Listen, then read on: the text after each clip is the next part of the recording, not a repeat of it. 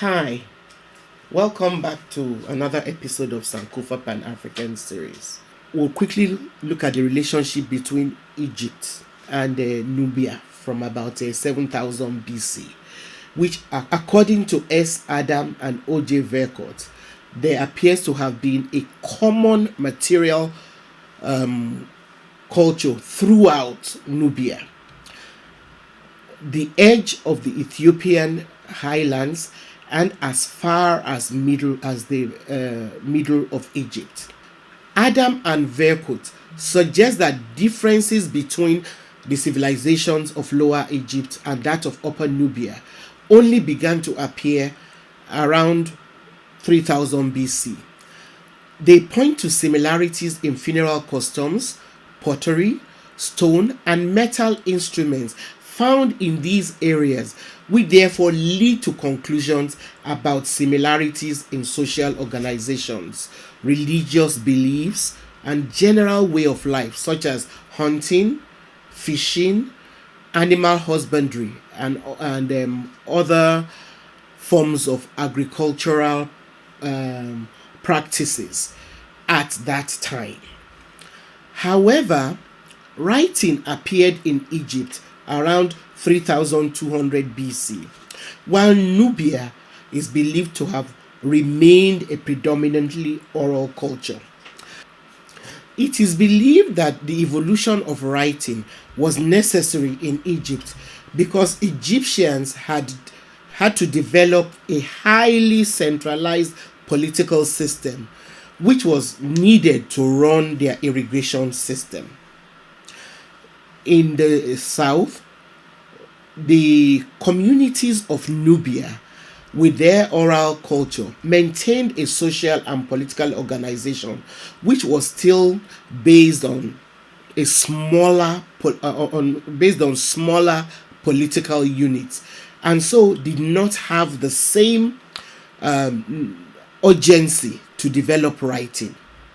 Some researchers also believe that it was the need for a highly centralized system of irrigation that was necessary to feed the large population of Egypt, which led to the evolution of a centralized monarchic system of organization. The two civilizations, Egypt and Nubia, are believed to have complemented one another economically, and this facilitated exchanges between them.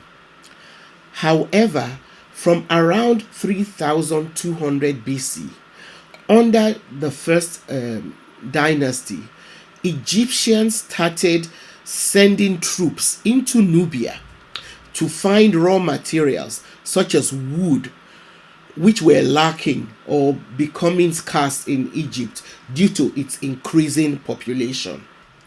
So by this time, Egypt had lost the belt of forest which in former times lined the banks of the Nile River, because the lower Nile became increasingly incorporated into the irrigation system.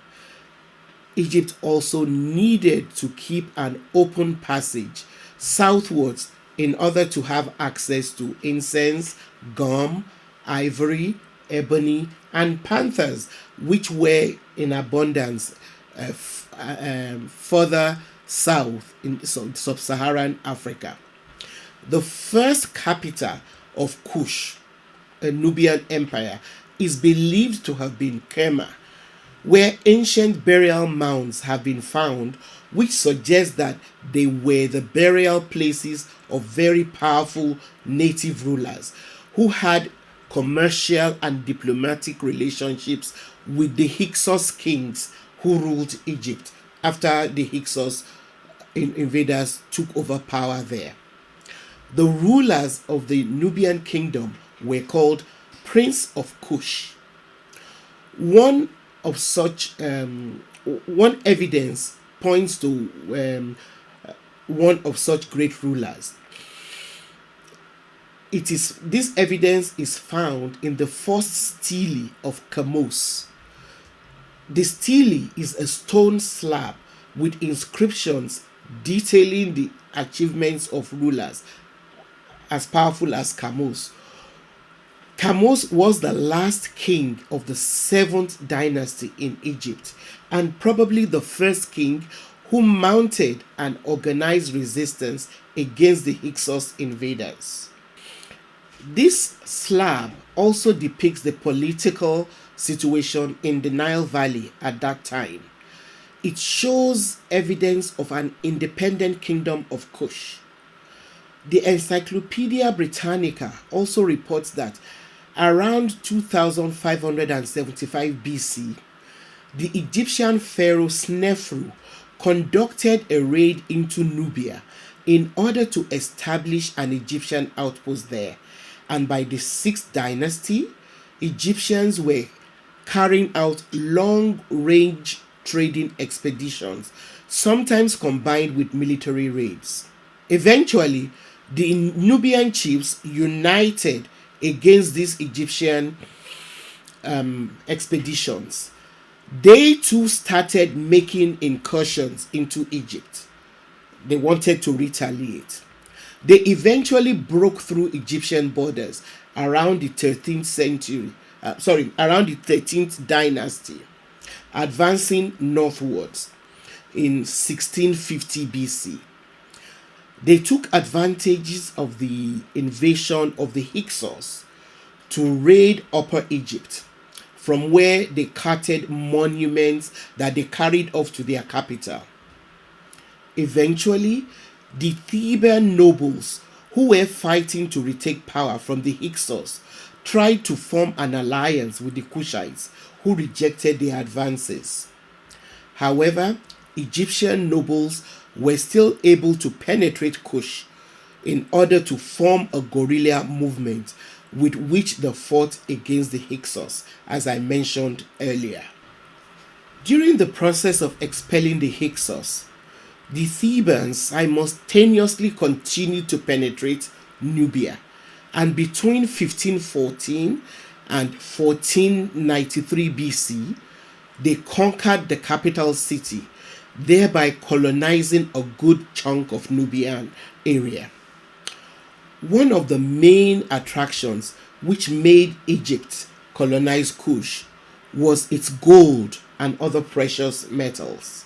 After colonization, the Encyclopedia Britannica reports that although Nubians became gradually Egyptianized, Nubia broke away to form its own kingdom around 800 BC. Kush then conquered all of Egypt around 715 BC, ending the 22nd, 23rd, and 24th dynasties by founding the 25th dynasty. The 25th dynasty is called Kushite in the king's list. It is also sometimes referred to as Ethiopian dynasty by some historians.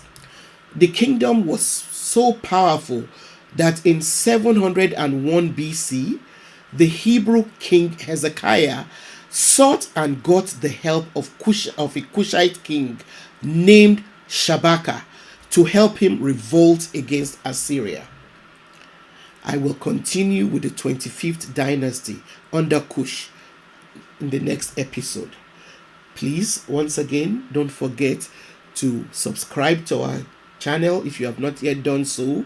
Like it and feel free to share with your friends. See you next time.